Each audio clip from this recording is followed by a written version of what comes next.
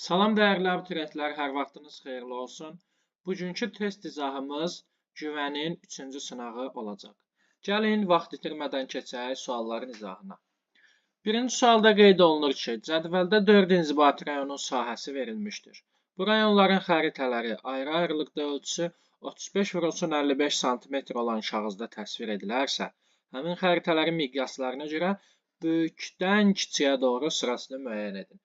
Deməli, biz digər sınaqlarımızda da buna uyğun test nümunələrində qeyd etmişdik. Hansı ərazinin sahəsi daha kiçikdirsə, onun miqyası daha böyük olacaq. Hansı ərazinin sahəsi böyükdürsə, onun miqyası daha kiçik olacaq. Bu qaydanı yadınızda saxlayın. Sahəsi ən kiçik olan hansıdır? Baxın, Zəngilan. Deməli, ən böyük olacaq Zəngilan. Bizə böyükdən kiçiyə deyir.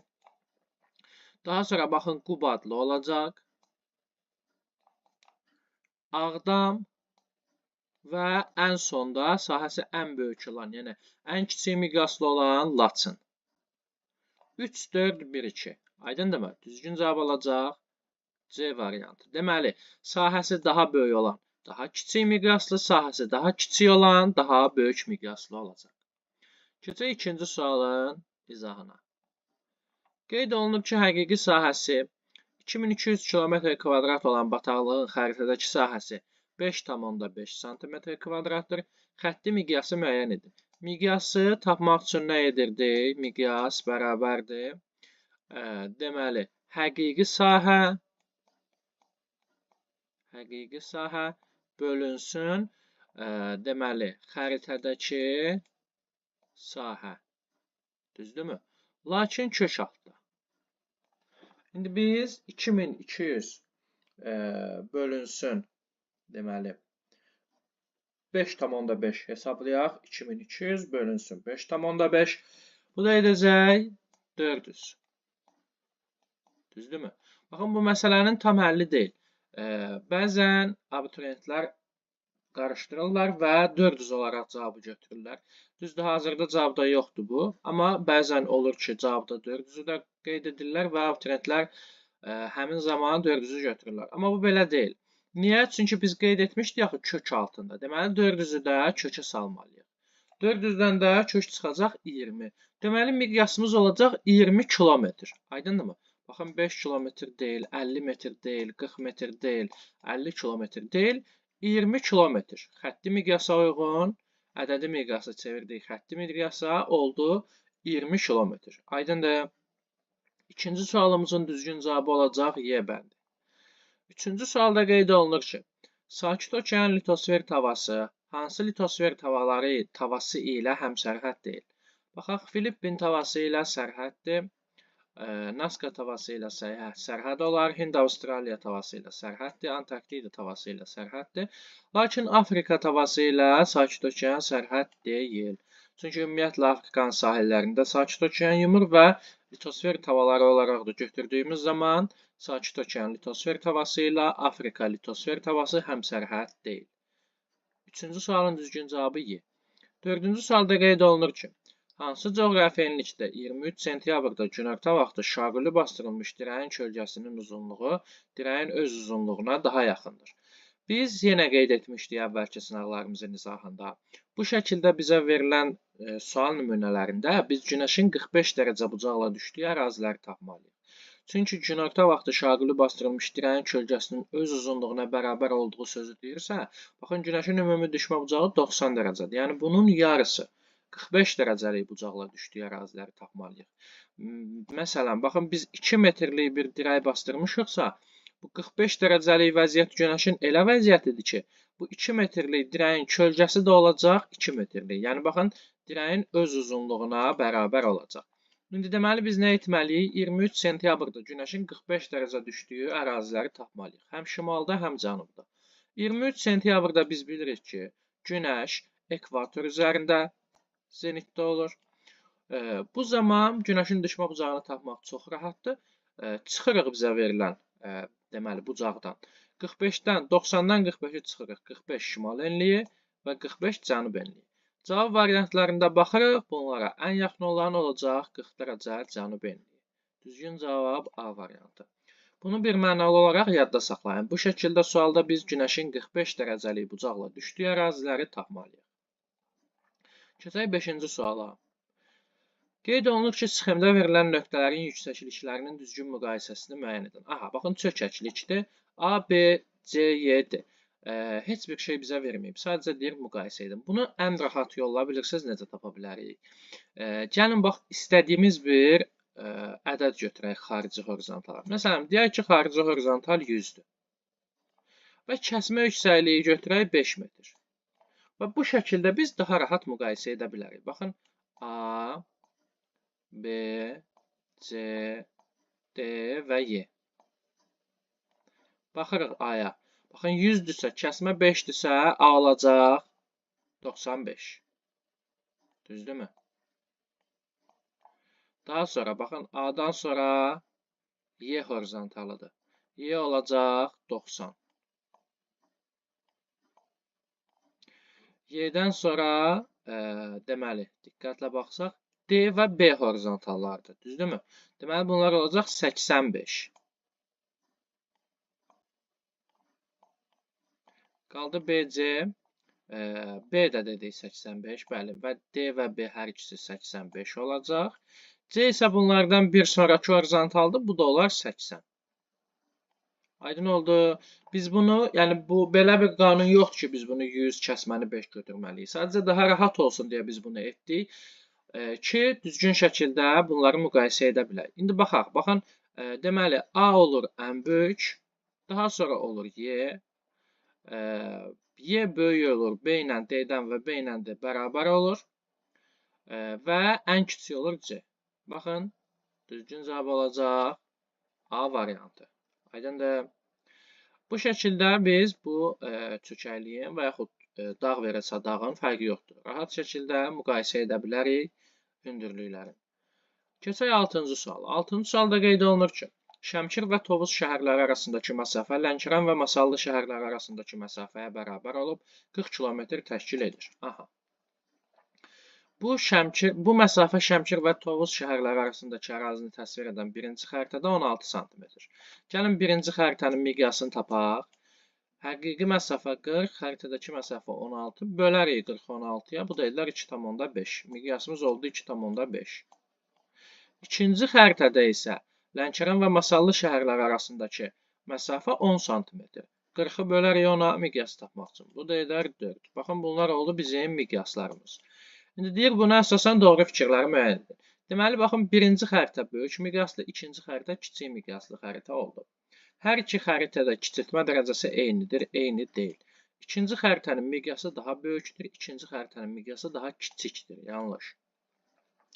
İkinci xəritədə obyektlər daha müfəssəl təsvir olunmuşdur, əksinə. Birinci xəritə daha böyük miqyaslı olduğu üçün birinci xəritədə obyektlər daha müfəssəl təsvir olunur. C də yanlış. D-də qeyd olunur ki, ikinci xəritədə generalizasiya daha böyükdür. Bəli. Bəli. Çünki baxın, ikinci xəritə kiçik miqyaslı olduğu üçün burada ümumiləşdirmə, generalizasiya daha böyük, daha çox olacaq. Birinci xəritədə isə daha az olacaq. Deməli, düzgün cavab olacaq D. Y-də isə deyir, birinci xəritənin miqyası daha kiçikdir, əksinə, birinci xəritənin miqyası daha böyük olacaq. 6-cı sualın düzgün cavabı olacaq Y bəndi. Keçək 7-ci suala. Qeyd olunur ki, xəritə sxemə əsasən geotermik pillənin daha böyük olduğu ərazini müəyyən edin. Yenə təkrar edirəm, bu suallarla biz qarşılaşmışdıq. Yenə təkrar olaraq çıxır qarşımıza. Geotermik pillənin daha böyük olduğu ərazilər. 1 olacaq platformalar, 2 olacaq daimi donuşluq sahələri. Geotermik pillənin daha kiçik olduğu sahələr isə olacaq geosinkronal seismik ərazilər. İndi bizə daha böyük olduğu ərazilər deyir. Yəni, cavan əraziləri çıxarıq. Baxın, Meksika yayılası, Kordilyer dağları çıxarıq, Ant dağları çıxarıq. Türkiyə ərazisi Alp-Himalay geosinkronal qurşağında yerləşir, çıxarıq. İndoneziya ərazisi fəal seismik qurşaqda, burada fəaliyyətdə olan vulkanlara rast gəlinir, çıxarıq. Baxın, Avstraliya isə başdan başa qədim platformadır. Aydındırmı? Deməli, burada geotermik pillə daha böyük olacaq. Düzgün cavab olacaq Y bəndi. 8-ci sualda qeyd olunur ki, xəritə üzərində obyektlərin sahəsini hesablamaq üçün nədən istifadə olunur? Baxın, bu tipli məsələlər də bizim qarşımıza çıxır. Bu nə olacaq? Paletka. Yəni şəffaf lövhə xanalara bölünür. Hər bir xana 0,25, 4-ü isə 1 sm deməli ölçüsündə olur və biz bunu nə edirik? Hesablayırıq xəritədəki məsafəni, xəritədəki sahəni daha doğrusu və məsələləri həll edirik. Aydındırmı? Düzgün cavab olacaq 8-də A. Baxın, məsələn, nivelirdir, nisbi hündürlüyü ölçür, kompaslı üfüqün cəhətlərini ölçür. Teodolitli plan almada istifadə olunur. Qnomondu günəş saatı istiqamətləri müəyyən edir. Aydındırmı? 8-in düzgün cavabı olacaq A bəndi. 9-da deyir ki, okean tipli yer qabığında püskürən vulkanlar. Aha, baxın, dəyərli dostlar, vulkanlar püskürməyinə görə okean tipli ola bilər və materik tipli ola bilər. Okean tipli deməli vulkanlar biz qeyd edirdik ki, bunlar qalxanvari vulkanlardır. Materik tipli vulkanlar isə stratovulkanlardır. Okean tipli vulkanlara biz okeaniya qabığında olan, baxın, Hekladır, Mauna Loadır, Mauna Keadır, Kilaueadır. Aydınmı? Bu vulkanlara misal çəkirdik. Materik tipli, yəni stratovulkanlara isə materiklərdə olan vulkanları. Vezuvidir, Kilimancaroydu. Aydındırmı? Bu tipli vulkanları, Kliyoçu Sopkası idi. Bu tipli vulkanları misal çəkirdik. Deməli, baxın, elə düzgün cavabımız olacaq A variantında olan. Hekla, Mauna, Loa vulkanları. Yəni, bax, bunların okean tipli qabığında püskürən vulkanlar yerləşir adalarda. Aydındır, bütün adalarda da yox. Okean tipli qabığına malik olan, yalnız okean tipli qabığına malik olan adalarda. 9-cu sualın düzgün cavabı olacaq A bəndi. 10-cu sualda deyir, uyğunluq gözlənilməmişdir. Baxaq. Ədədi miqyası xətti miqyasa çevirməliyik. 1 bölünsün 300. Baxın, bu yanlışdır. Deməli, bunu götürərik. 1 bölünsün 6 milyon 600 min 66 kilometr verib. Bu düzgündür. Onun üçün bunu götürməliyik. Bizə deyir, gözlənilməmişdir. Deməli, 8,5 kilometr bu yanlışdır. Deməli, çünki baxın, 5 sıfır atanda bu 0,85 olmalıdır.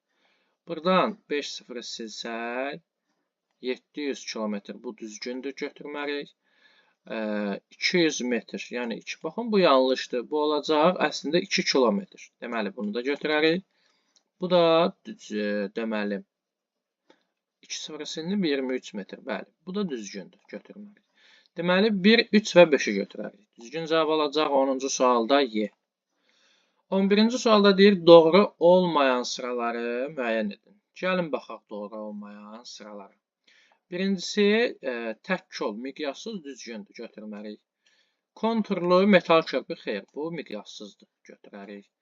Xətti, üzümlük, bu konturludur, yanlışdır, götürərik. Miqyassız, bu sahəvi konturludur, meyvə bağı, götürərik. Qırılmış meşə konturlu düzgündür, magistral yol xətti düzgündür. Deməli, baxın, 2, 3, 4 olacaq, doğru olmayan, düzgün cavab A bəndi olacaq 11-ci sualda. Keçək 12-ci suala. Qeyd olunur ki, 21 mart tarixində 50 dərəcə şərq uzunluğunda çıxan günəş 12 saatdan sonra hansı coğrafi uzunluqda batar? 50 şərq uzunluğu Bakının yerləşdiyi uzunluğa uyğun gəlir. 21 martda biz bilirik ki, günəş ekvator üzərində zenitdə olur və bu adlanır yaz gecə gündüz bərabərliyi günü.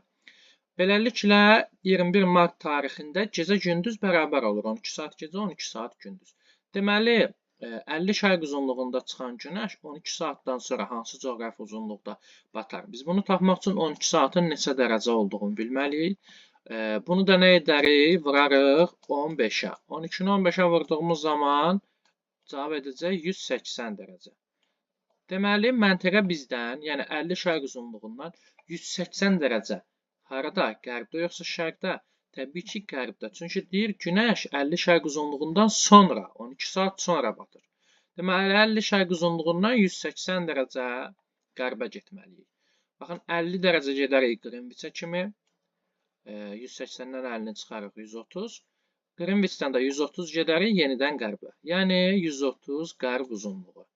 Aydındır. 12-ci sualın düzgün cavabı olacaq Y. 13-cü sualda qeyd olunur ki, miqyası 1 bölünsün 500 milyon miqyaslı xəritədə 9 dərəcə şimal enliyi və 7 dərəcə cənub enlikləri arasındakı meridian üzrə məsafə 34 sm olarsa tərifi hesablayın. Baxın, biz birinci miqyas və xəritədəki məsafəyə əsasən tapırıq uzunluğu, həqiqi məsafəni. Sonra isə baxın, bu enliklərə 7 cənub enliyi və 9 şimal enliyinə əsasən tapırıq və bunların fərqini hesablayırıq. Gəlin hesablayaq. Baxın, miqyasımız 1 bölünsün 5 milyon, yəni 50 kilometr. Məsafə 34 sm. 50-ni vurarıq 34-ə həqiqi məsafəni tapmaq üçün. Bu eləyər 1700. Düzdürmü? 1700. Digər tərəfdən isə baxın 9 şimal enliyi ilə 7 cənub enliyi arasında neçə dərəcə var? 16 dərəcə. 16 dərəcəni necə kilometrə çevirərik? Vurmaqla 111-ə. 16-nı 111-ə vurduğumuz zaman eləyəcək 1776 kilometr və bunları nə edərik? Çıxarıq.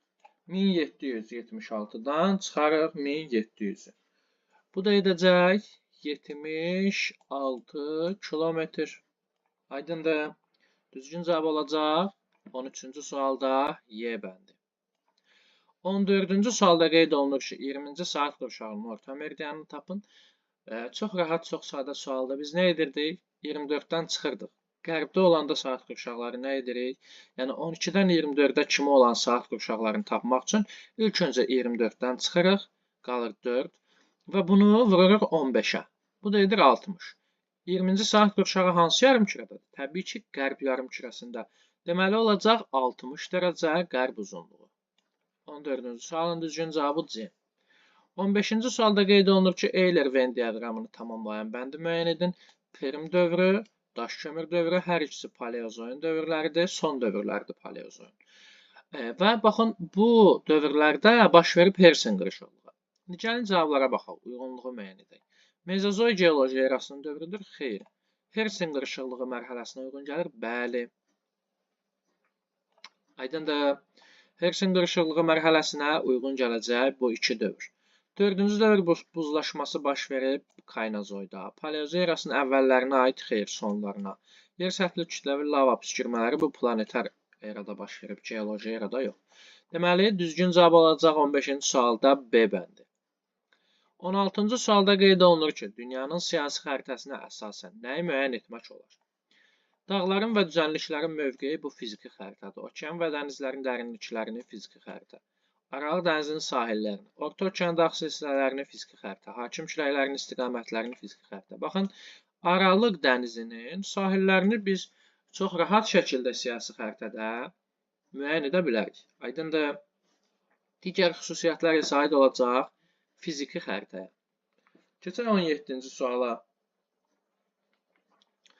Qeyd olunur ki, 50 dərəcəlik paralel çevrəsinin uzunluğu verilənlərdən hansı ola bilər? Aha, baxın, bu biraz belə deyək, biliklər tələb edir ki, biz bəzi şeyləri bilməliyik. Məsələn, baxın, biz Bakı şəhərinin, yəni 40 dərəcəlik paralelin yerləşdiyi uzunluğu bilsək, bunu rahat şəkildə tapa bilərik. Biz bundan əvvəlki sınaqlarda hesablamışdıq ki, Bakı şəhərinin üzərində, yəni 40 dərəcəlik paraleldə 1 dərəcə 85,4 olduğu üçün bunu 360-a vurarıq və Bakının, yəni 40 dərəcəlik paralel çevrəsinin uzunluğu olar 30.744. Aha, bəs 50 dərəcəliyi necə hesablayarıq? Baxın, gəlin bunu sizə bu şəkildə izah edeyim. Yer kürəsini çəkirik. Biraz yanlış oldu. Bir saniyə. Deməli, aha, baxın, yer kürəsini çəkək. Ekvatoru çəkər və 40 dərəcəlik enliyi çəkək 40 dərəcə. 40 dərəcəni çünki bilirik 30.744 kilometrdir. Baxın, biz nə deyirdik? Ekvatordan qütblərə doğru paralel çevrəsinin uzunluğu qısalırdı. Düzdürmü? Baxın, 50 dərəcə 40 dərəcədən daha sonra gəlir. Deməli, 50 dərəcəlik paralel çevrəsinin uzunluğu 40 dərəcəlik paralel çevrəsinin uzunluğundan daha qısa olacaq. Yəni 30.744-dən daha qısa olacaq. Baxın, 30.744-ü çıxaq. 34.740, 39.456, 37.656. Gördünüz mü? Baxın, bunun açar məqamı budur. Sırf hamısını 30.744-dən böyük veriblər. Bakının yerləşdiyi 50-40 dərəcəlik paralel çevrəsinin uzunluğundan uzun veriblər. Deməli, 40 dərəcəlik paralel çevrəsinin uzunluğundan daha qısa olan hansı olacaq? 25812. Deməli, əlbəttə biz B variantını götürməliyik. 50 dərəcəlik paralel çevrəsinin uzunluğu olacaq 25812. Biz bunun 1 dərəcəlik meridian çevrəsinin uzunluğuna, daha doğrusu paralel qövsünün uzunluğunu da hesablaya bilərik. Belə ki, 25812-ni bölərik 360-a. Bu da edər 71,7. Və buradan da bizim yadımıza düşəcək ki, artıq, bəli, 50 dərəcəlik paraleldə 1 dərəcəlik qövsün uzunluğu elə 71,7 idi. Deməli, düzgün tapmışıq. 17-ci sualın düzgün cavabı olacaq B. Keçək 18-ci suala. Hansı geoloji erada Pangeya, Lavrasiya və Gondvanaya parçalandı? Pangeya, deməli, parçalanır Paleozoyda. Lavrasiya, Gondvana isə Mezozoyda müasir materiklərə. Deməli, Pangeya parçalandı Paleozoyda. 18-ci sualın düzgün cavabı olacaq C. Keçək 19-a. Qeyd olunub ki, qış gündönümü günü günorta vaxtı günəş şüalarının 21,5 dərəcə bucaq altında göründüyü paralelə aid olmayan əlamət. İndi biz bu paralelin hansı paralel olduğunu tapmalıyıq. Qış gündönümü günündə biz bilirik ki, günəş 23,5 cənub enliyində zenitdə olur. Düzdürmü? Və bu zaman 21,5 dərəcə bucaq altında günəş şimala düşər. Çünki cənubda bu dərəcə ilə düşməz. 90 dərəcəyə kimi biz hesablasaq, yəni baxın 90-dan 23,5-i çıxsaq 66,5 bura alacaq 23,5 cənubda minimum qütb dairəsində, qütb nöqtəsinə, coğrafi qütbə. Deməli şimaldadır. Əks yarımkürədə olduğu üçün biz toplayırıq 23,5 ilə 21,5-i. Bu da edəcək 45. Və 90-dan da 45-i çıxarıq. Deməli bizim enliyimiz olacaq 45 dərəcə şimal enliyi. 45 dərəcə şimal enliyinə aid olan xüsusiyyətləri biz nə etməliyik? Tapmalıyıq. Bu paralel üzrə qərbə doğru hərəkət edən səyyah qütb ulduzunu özündən sağ tərəfdə görəcək. Qərbə doğru 270-dən getsək, bəli, qütb ulduzu bizdən sağda qalacaq. Bu düzgündür, çıxarıq. Çünki bizdən yanlışı istəyir. Avrasiya və Şimali Amerika materikləri ilə kəsişir. Bəli, kəsişəcək. Günəş şüalarının maksimum düşmə bucağı 68,5 dərəcədir. Baxın, günəş şüaları bura maksimum yay gündönümündə düşəcək. Yəni 23,5 şimal enliyində zenitdə olanda və biz nə edərik? Eyni yarımkürədə olduğu üçün 45-dən 23,5-i çıxarıq 21,5 və 90-dan da 21,5-i çıxsaq edər 68,5. Deməli, bəli, günəş şüalarının 45 dərəcə şimal enliyinə maksimum düşmə bucağı olacaq 68,5. Bu da düzgündür, götürməliyik. D-də qeyd olunur ki, payız gecə-gündüz bərabərliyi günü şaquli dirəyin kölgəsinin uzunluğu günorta vaxtı dirəyin öz uzunluğuna bərabər olur. Bəli, biz nə demişdik? Günəş ekvatordadırsa, nə edərik? 45 dərəcəlik bucaqları taparıq. Bu da düşəcək. Bunu bayaq hesabladıq. 45 şimal enliyinə və 45 cənub enliyinə. Deməli, burada doğrudan da kölgənin uzunluğu dirəyin öz uzunluğuna bərabər olacaq. Deməli, D-də yanlış. Y-də qeyd olunur ki, bu paralel boyu yerin öz oxu ətrafında fırlanma sürəti Bakının yerləşdiyi paralelin fırlanma sürətindən daha çoxdur. Əksinə, Bakıdan daha şimalda olduğu üçün bu paraleldə, yəni qütbə daha yaxın olduğu üçün bu paraleldə daha zəif olacaq fırlanma sürəti. Biz qeyd edirdik ki, ekvatordan qütbə getdikcə yerin öz oxu ətrafında fırlanma sürəti azalır. Deməli, ekvatora daha yaxın olan məntəqədə, daha yaxın olan paraleldə daha sürətli fırlanacaq və 40 dərəcədə, yəni Bakının yerləşdiyi paraleldə 45 dərəcədən ekvatora daha yaxın olduğu üçün burada daha sürətli fırlanacaq. Deməli, Y olacaq 19-cu sualın düzgün cavab bəndi. 20-ci suala keçək. Qeyd olunur ki, Y qabığını əmələ gətirən qatlardan deyil. Y qabığı biz bilirik 3 qatdan ibarətdir. Deməli, çökmə, qranit və bazalt. Düzdürmü? Mantia nüvə isə yerin daxili quruluşu. Deməli, 2-4 aid olmayacaq yer qabığını təşkil edən qatlara, süxurlara. 20-ci sualın düzgün cavabı D. 21-də qeyd olunur ki, konturlu şərti işarələri xətti şərti işarələrdən fərqləndirən əlamət. Çox rahat şəkildə biz bunu qeyd edirik ki, konturlu şərti işarələrin sahəsini hesablamaq olur. Xətti şərti işarələrin isə ancaq uzunluğunu. həm planda, həm xəritədə istifadə olunur. Hər ikisindən təsvir etdiyi coğrafi obyektlərin kartoqrafik təsvirlərdə sahələrini hesablamaq mümkündür. Bəli, xəttlidə yox, konturluda. Deməli, 21-ci sualın düzgün cavabı olacaq B. C-də qeyd olunur ki, kartoqrafik təsvirlərdə coğrafi obyektin yalnız yerini müəyyən etmək mümkündür. Olmaz. Bu miqyassıza aiddir. Yalnız məhəllin planı tərtibində istifadə olunur. Planda hər ikisi istifadə olunur. Yalnız topoqrafik xəritələrin tərtibində istifadə olunur. Bu da aid olmaz. Aydındır mı? Deməli, fərqləndirən. Bunlar fərqli xüsusiyyətlər deyil. Fərqləndirən əlamət olacaq B bəndi, yəni sahəsini hesablamağımız. Keçək 22-ci suala. Tematik xəritəni müəyyən edin. Topoqrafik xəritə olacaq ümumi coğrafi. Faydalı qazıntılar xəritəsi olacaq, deməli, kompleks. Azərbaycanın torpaq xəritəsi. Tematik xəritəni bizə deyir, müəyyən edin. Bu olacaq torpaq xəritəsi. Azərbaycanın torpaq xəritəsi. Təbii zonalar xəritəsi də kompleks olacaq. Azərbaycanın ümumi coğrafi məlumat xəritəsi də ümumi coğrafi olacaq. Adından da göründüyü kimi. Düzgün cavab C. 23-də qeyd olunur maqmatik çuxurları müəyyən edin. Maqmatik çuxurları. Aha, baxaq. Baxın, obsidian, dolomit, fosforit və deməli, qrafit. Baxın, fosforit çökmədir, qrafit, qranit, daha doğrusu almaz çevrilir qrafitə metamorfik olur. Dolomit də həmçinin çökmədir. Deməli, maqmatik çuxurlar olacaq. Obsidian, pemza və qranit. 23-cü sualın düzgün cavabı 1, 4 və 5. 24-cü sualda qeyd olunur ki, 3-cü saat qurşağının Bakı şəhərinə ən yaxın sərhədi ilə London şəhərinin yerləşdiyi saat qurşağının şərq sərhədi arasındakı ən qısa məsafənin 60 dərəcəlik paralel xətti üzrə neçə kilometr olduğunu hesablayın. Gəlin hesablayaq. 3-cü saat qurşağı 45 dərəcədədir, düzdürmü? 45 dərəcə şərq uzunluğunda. Bizə deyir ki, bu saat qurşağının Bakıya ən yaxın olan sərhədi. Gəlin tapaq. 45 dərəcənin sərhədlərini tapmaq üçün nə edərik? 7,5-i çıxarıq. Edər 37,5 və toplayarıq. Bu da edər 52,5.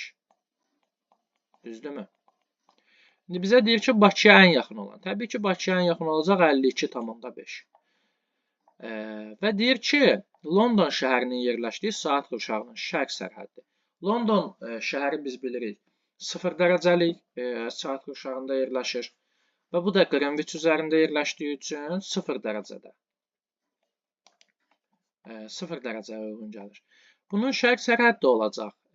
Üzərinə 7,5-i gələrik. 7,5 şərq uzunluğu. Qərb sərhəddi isə 7,5 qərb uzunluğu. Düzdürmü?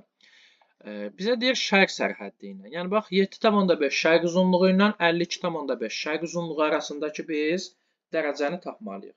52,5-dən çıxarıq 7,5-i edər 45 dərəcə. Deməli, bax, bizə verilən bu iki məntəqə arasında, bu iki sərhədlər arasında 45 dərəcə fərq olacaq. Və bizə deyir ki, 60 dərəcəlik paralel xətti üzrə 45 dərəcə neçə kilometr olar? Nəzərə alın ki, 60 dərəcəlik paraleldə 1 dərəcəlik qövsün uzunluğu 55,8 kilometrdir. Aha, deməli nə edərik? 55,8-i vurmalıyıq 45-ə. Aydındırmı? 45 vurulsun 55,8. Bu da edəcək 2511 kilometr. Aydındır. Baxın, burada diqqət olunması məsələlərdən biri sərhədlər məsələsidir. Biz sərhədləri tapmaq üçün 7,5-i çıxarıq, 7,5-i üstünə gəlirik. O 15 dərəcəlik ərazi saat qurşağının sərhədləri hesab olunur. Aydındırmı? 24-cü sualın düzgün cavabı 2511 kilometr. Gəlin 25-ci suala baxaq. Qeyd olunur ki, Yer və Mars planetlərinə aid olan ümumi əlamətlər, yəni daxili planetlərdir hər ikisi. Bərk maddələrdən təşkil olunublar. Bəli, daxili planetlər bərk maddələrdən təşkil olunur. Günəşə ən yaxın iki planet olduqlarından deyil. Günəşə ən yaxın, deməli, Merkuri və Veneradır. Xarici planetlər yox, daxili planetlərdir. Günəş ətrafında fırlanma müddətləri Yupiterindekindən daha çoxdur. Ən çox Yupiterdədir. Bunlarda daha az olur. Peykləri mövcuddur. Bəli, Marsın 2, Phobos, Deimos, yerin 1 ay peyki mövcuddur. 1.5. Xəyali oxlar ətrafında fırlanma müddətləri Veneradakından daha çoxdur. Aha, xeyr. Baxın, Veneranın xəyali oxu ətrafında fırlanma müddəti ən çoxdur. Deməli, yer və Marsda Veneradan daha az olacaq. Bu da yanlışdır. 1 və 5 ancaq düzgün cavablarımız. 25-ci sualın düzgün cavabları olacaq. 1 və 5. Keçək 26-ya. Qeyd olunur ki, K və L məntəqələri şimal tropik xətti və Qrenviç meridianının kəsişdiyi nöqtədən 500 km məsafədə yerləşirlər. Gəlin, təxmini olaraq qeyd edək K və L məntəqələrini.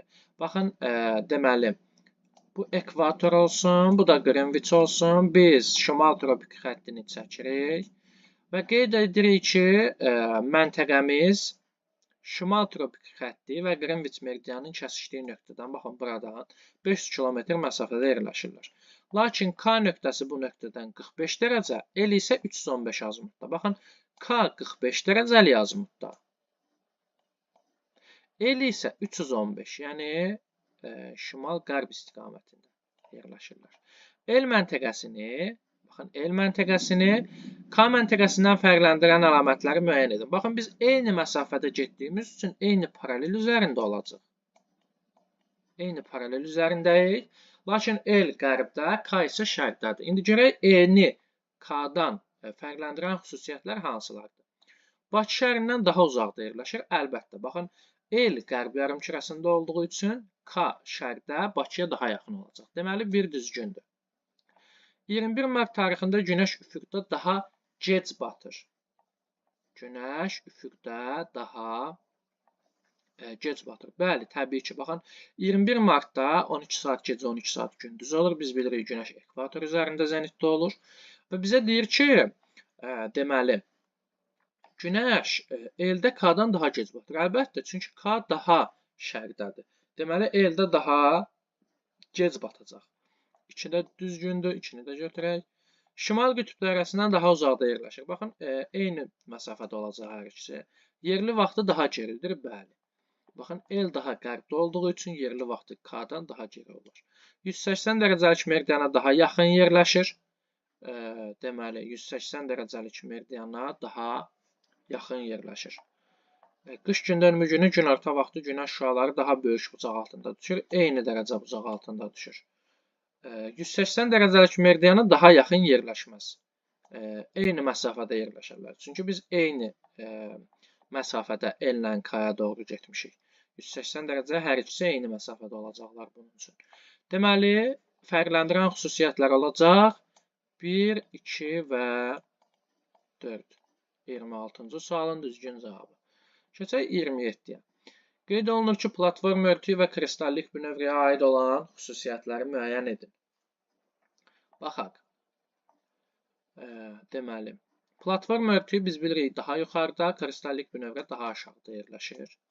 Süxurlar əsasən üfüqi lay şəklindədir. Bu, daha yuxarıda olan platforma örtüyünə aid olacaq. Düzdürmü? Platformanın alt mərtəbəsidir. Deməli, bir saniyə. Çökmə mənşəlli faydalı qazıntılar. Baxın, çökmə mənşəlli faydalı qazıntılar olacaq. Bu A-nı silək hələ ki. Çökmə platformanın alt mərtəbəsi olacaq. Deməli, kristallik bünövrə, yəni B. Çökmə mənşəlli faydalı qazıntılar üstünlüyü təşkil edəcək platforma örtüyündə C-də.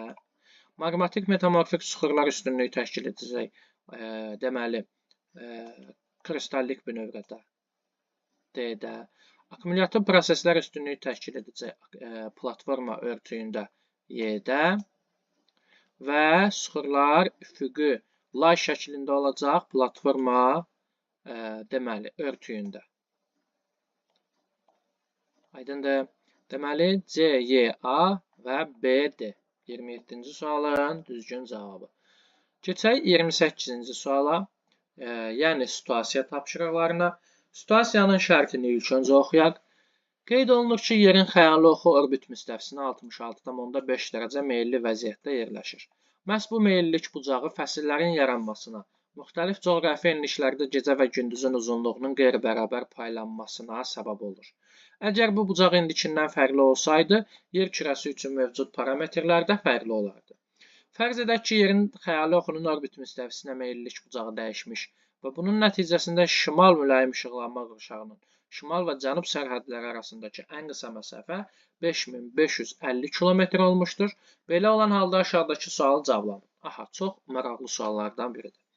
Deməli, təsəvvür edək ki, 66,5 dərəcə yerin xəyali ox orbit müstəvisinə 66,5 dərəcə meyilli deyil. Bizə deyir ki, siz bu meyilliliyi tapın.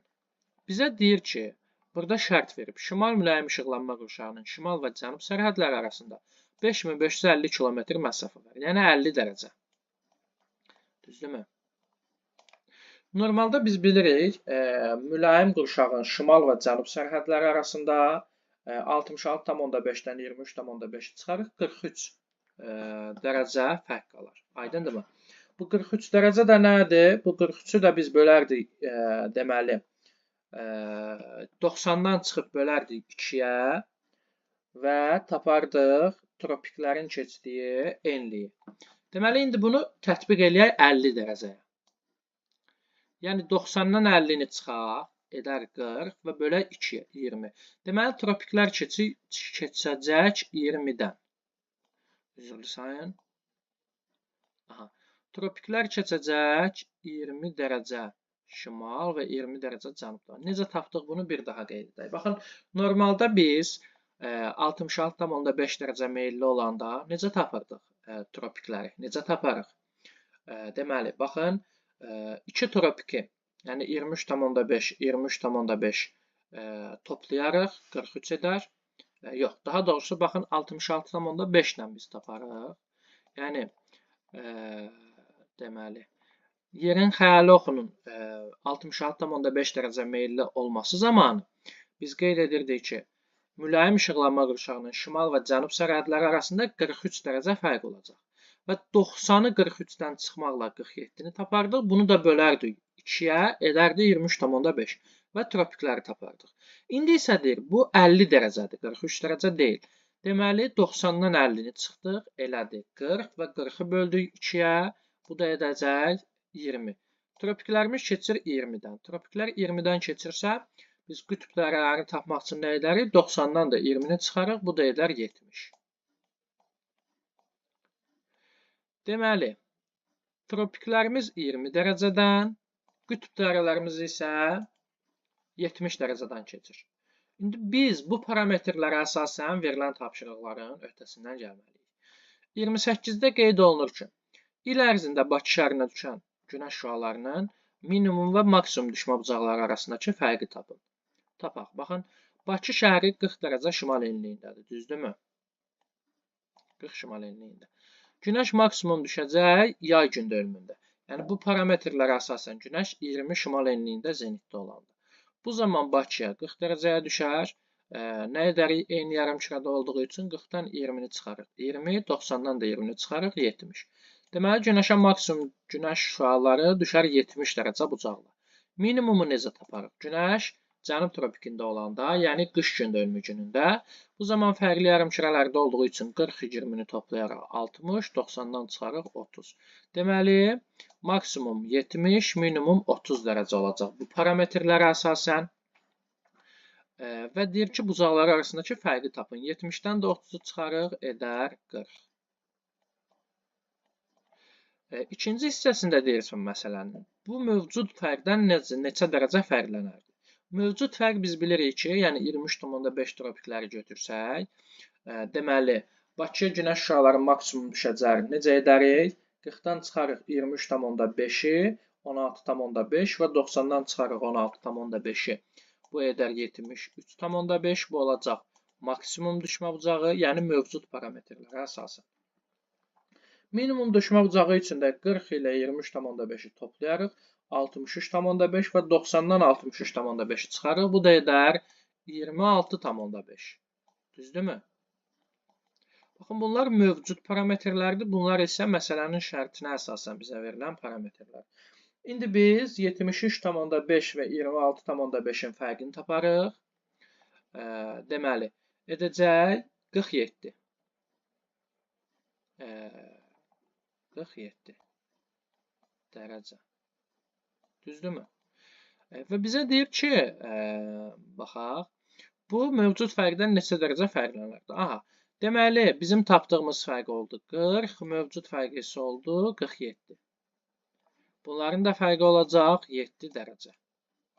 Aydındır, bu biraz vaxt aparan sualdır, uzun sualdır ki, biz bunu düzgün şəkildə tapmalıyıq. İlk öncə biz əsas məsələ olan bu parametrləri düzgün tapsaq, digər tapşırıqlar daha rahat olacaq.